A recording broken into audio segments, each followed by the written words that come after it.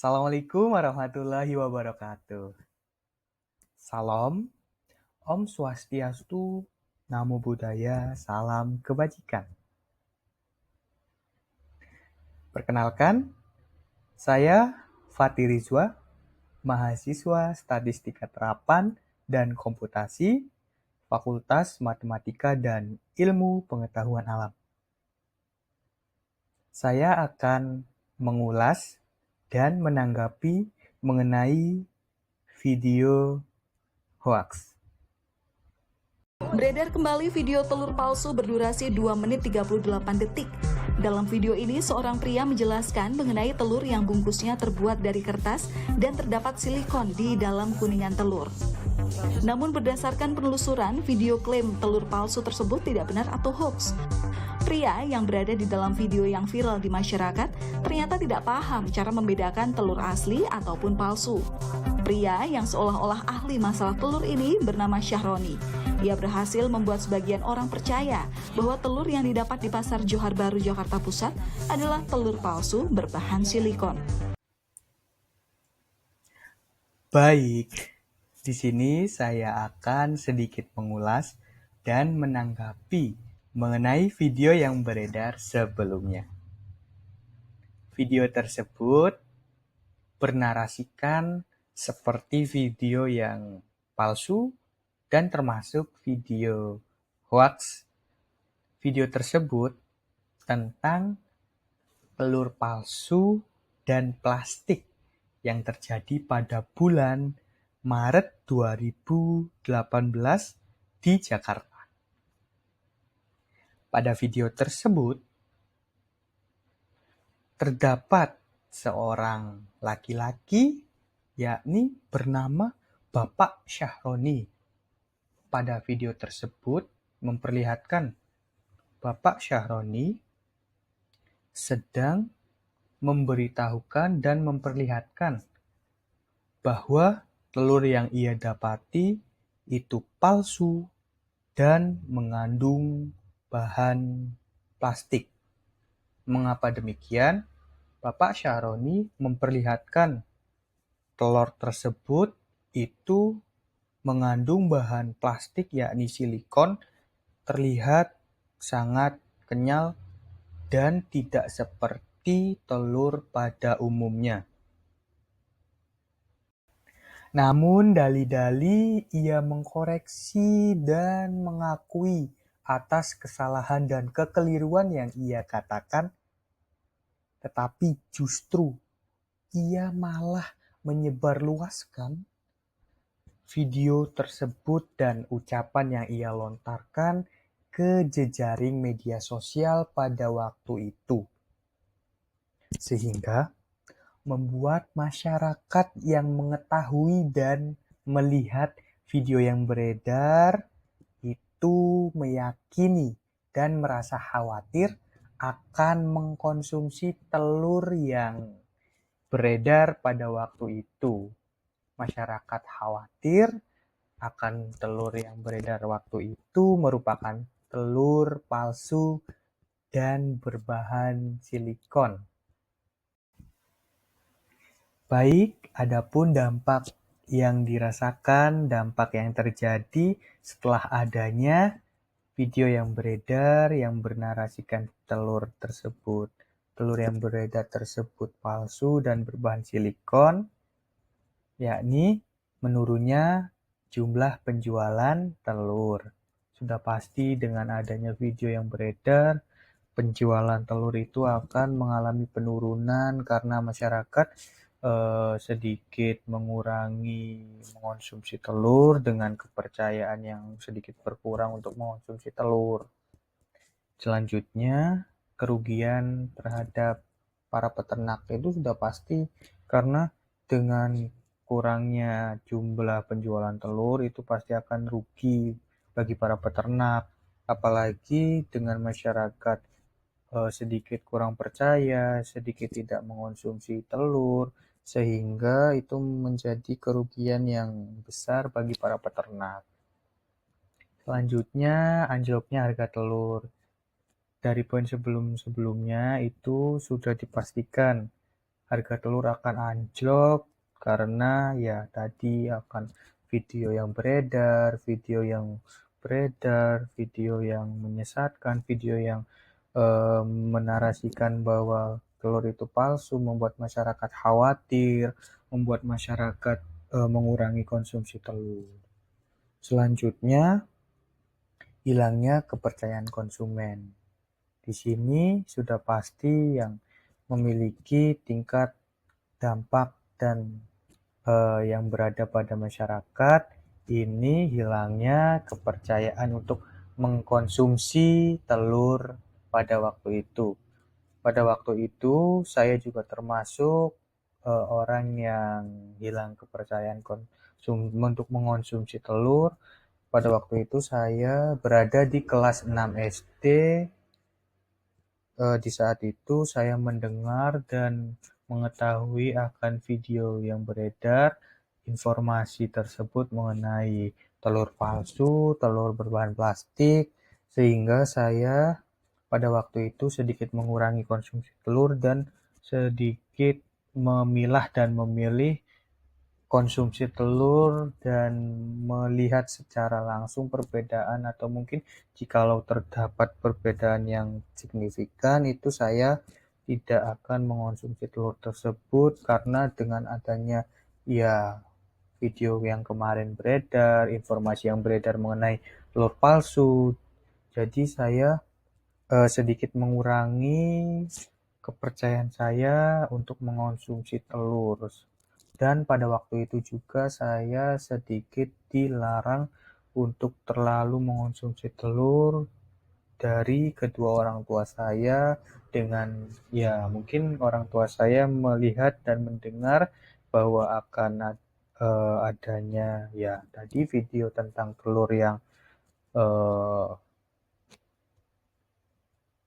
palsu dan berbahan plastik, itu membuat ya hilang juga kepercayaan kedua orang tua saya dan takut juga gitu. Selanjutnya ya kekhawatiran masyarakat tentang mengonsumsi telur. Poin yang sudah saya sebelumnya katakan itu juga merupakan kekhawatiran masyarakat tentang mengonsumsi telur, karena sudah pasti masyarakat akan takut untuk mengonsumsi telur dengan beredarnya video yang menarasikan bahwa telur yang beredar pada waktu itu merupakan telur yang palsu, telur yang berbahan silikon, sehingga masyarakat takut untuk mengonsumsi telur. Polisi dan Suku Dinas Ketahanan Pangan, Kelautan, dan Pertanian Jakarta Pusat pun melakukan uji laboratorium. Hasilnya, telur yang disebut palsu justru telur ayam yang berkualitas bagus. Kepala Seksi Suku Dinas Ketahanan Pangan Jakarta, Hasudungan Sidabalok, menjelaskan, makin kenyal kuning telur, kualitasnya semakin bagus. Terkait telur palsu dari Tiongkok memang ada, namun telur tersebut tidak untuk dikonsumsi, melainkan hanya sebagai mainan anak-anak. Jadi klaim video penjelasan telur palsu yang beredar di Jakarta tersebut tidaklah benar atau hoax.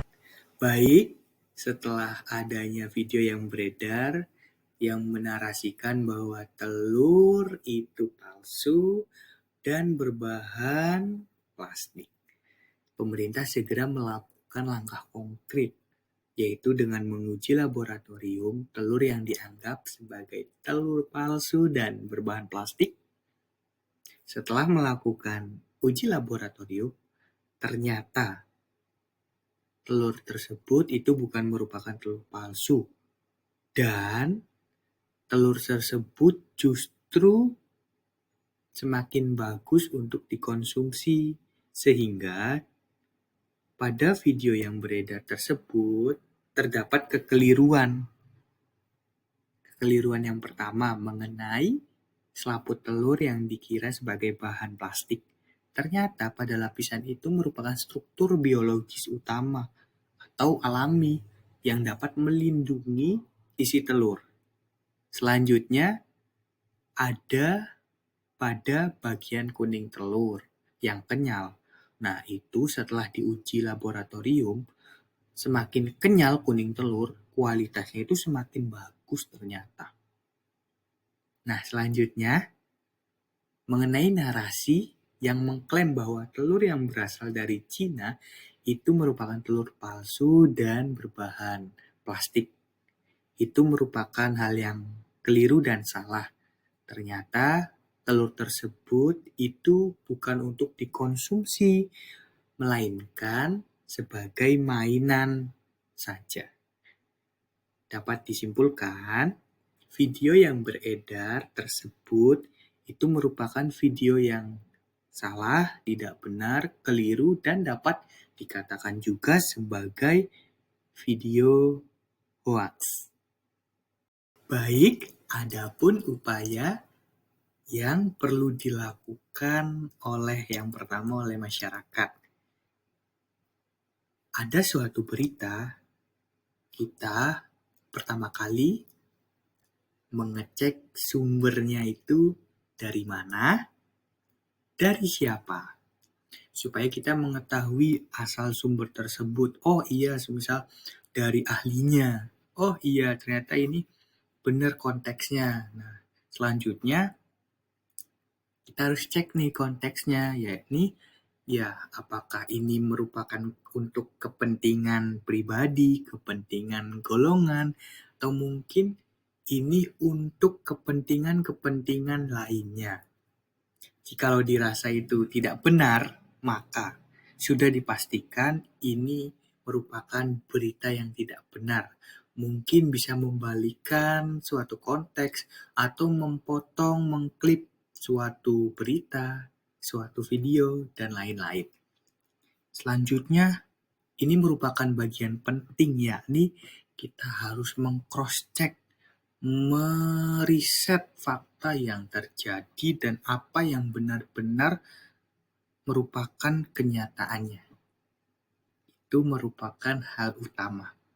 3 komponen ini merupakan hal penting untuk mendeteksi, untuk bisa menyeleksi, untuk bisa mengetahui berita yang benar. Selanjutnya, upaya yang dilakukan pemerintah itu yang pertama berupa pendeteksian dini melalui kementerian-kementerian terkait yang bisa melakukan pendeteksian dini melalui semua informasi yang didapatkan. Itu bisa merupakan langkah awal untuk bisa memastikan, untuk bisa meredam, untuk bisa mengurangi. Selanjutnya, melakukan uji lab jika dibutuhkan untuk membuktikan suatu barang yang dianggap bahwa hal tersebut itu keliru, salah, atau bahkan tidak benar. Itu perlu dilakukan uji laboratorium, uji secara ilmiah, dan sebagainya. Supaya masyarakat itu bisa melihat dan membandingkan, oh ternyata secara seperti yang pemerintah lakukan berbeda dengan apa yang dikatakan dalam suatu berita. Gitu. Selanjutnya, lakukan klarifikasi informasi terkait hasil atau mungkin suatu informasi yang jikalau dinyatakan tidak benar, bilang tidak benar. Jikalau benar, lakukan solusi terkait hal itu supaya bisa meredam kekhawatiran, ketakutan yang dirasakan oleh masyarakat. Selanjutnya, lakukan penindakan yang tegas bagi pelaku-pelaku yang menyebarkan informasi terkait hal yang tidak benar. Kemudian, lakukan pemulihan secara bertahap untuk bisa membuat masyarakat nyaman, aman, tenang, tanpa merasa khawatir akan suatu berita yang tidak benar. Langkah terakhir sudah pasti melakukan edukasi secara menyeluruh dan juga melakukan sistem yang baik supaya bisa menyelaraskan masyarakat dengan baik dan optimal. Seperti itu. Baik, setelah dilakukan hasil analisis pada kasus hoax telur plastik dan palsu kali ini dapat diambil kesimpulan, yaitu yang pertama, peran pemerintah sebagai garda terdepan perlindungan pertama setelah adanya peredaran berita yang tidak benar ini, pemerintah berperan untuk menindak pelaku penyebar berita hoaks, membuktikan secara ilmiah melalui uji laboratorium, dan klarifikasi resmi untuk memulihkan stabilitas dari masyarakat, dari pelaku ekonomi, dan sebagainya. Yang kedua, peran masyarakat. Nah, tanggung jawab kita semua nih sebagai masyarakat untuk melakukan pencegahan dini, yaitu dengan menerapkan 3 filter utama yang tadi sudah saya sebutkan, yakni mencari tahu sumbernya dari mana, dari siapa, setelah itu bisa mengecek konteks yang disebutkan itu sebagai apa, selanjutnya juga kita harus meriset, mengecek suatu fakta yang asli.